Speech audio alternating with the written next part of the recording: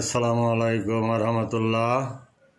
আমার প্রিয় বন্ধু শরীদ, ছোট্ট একটা গল্প নিয়ে আপনাদের সামনে হাজির হলাম। এই গল্পটা আমার রচিত না, আমি কোথাও পড়েছিলাম অথবা কোনো মুরব্বীর কাছে শুনেছিলাম, ঠিক মনে নেই। সারমর্মটুকু মনে আছে, তাই আপনাদের সামনে উপস্থাপন করতে চাচ্ছি। কোনো এক বিলাসী জমিদারের একজন অত্যন্ত বিশ্বস্ত ও দীর্ঘদিনের গৃহপরিচারিকা ছিল।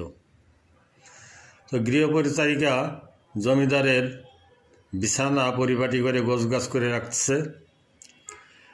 তো দেখে যে এত আরামের বিছানা, সারা জীবন তো গোছগাছ করেই গেলাম, তা কোনোদিন একটু শুয়ে দেখলাম না এতে কীরকম আরাম। আর ঘরে যখন কেউ নেই তো একটু শুয়ে দেখি কিছুক্ষণ। তো ও কেবল পিঠটা শোয়াইছে, শুইছে, এর ভিতর জমিদার বাবু ঘরে ঢুকছেন। ঘরে ঢুকেই দেখেই তো তার মাথা গরম হয়ে গেছে, কি আমার বিছানায় বাঁধি। সঙ্গে সঙ্গে দেওয়ালের থেকে চাবুকটা নিয়ে তাকে পিটান শুরু করে দিল। জমিদার পিটায় আর গৃহপরিচারিকা হাসে, পিটায় আর হাসে। বেশ কিছুক্ষণ পিটানোর পরে ওকে ছেড়ে দিলেন। তো তারপর একদিন জমিদার বাবু দেখেন যে গৃহপরিচারিকা খুব কান্নাকাটি করতেছে।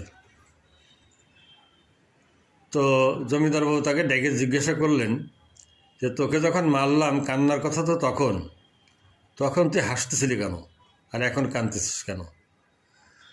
তো গৃহপরিচারিকা বলল, খুব বুদ্ধিমতী, যে আমি হাসতেছিলাম যে সৃষ্টিকর্তার কাছে লাখো কোটি শুকরিয়া যে আমি অল্প একটু সময় শুয়েছিলাম, যার জন্য আমার এতখানি শাস্তি পাও না, এতটুকু। আর যদি দীর্ঘক্ষণ শুইতাম তাহলে কত শাস্তি হতো আমি জানি না। তা আপনাকে আমি খুব ভালোবাসি মালিক। আমি ভাবছি যে এই যে যুগ যুগ ধরে আপনি এই বিছানায় শুচ্ছেন, কত শাস্তি যে আপনার জমা হয়েছে, কি পরিণতি আপনার হবে, এই ভয়ে বা এই চিন্তায় আমি কষ্টে কাঁদতেছি।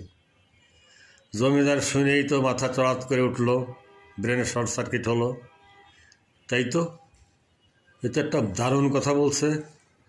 উনি সঙ্গে সঙ্গে আরামায়েশের বিছানা ছেড়ে দিলেন এবং ভোগবিলাস কমায় দিলেন, দিয়ে গরিব দুঃখী এতিম মিসকিন এবং প্রজাদের দিকে খুব দরদি হয়ে উঠলেন। তো আমি আমাদের দেশের রাজনীতিবিদ, নেতা, আমলা, এই নব্য জমিদার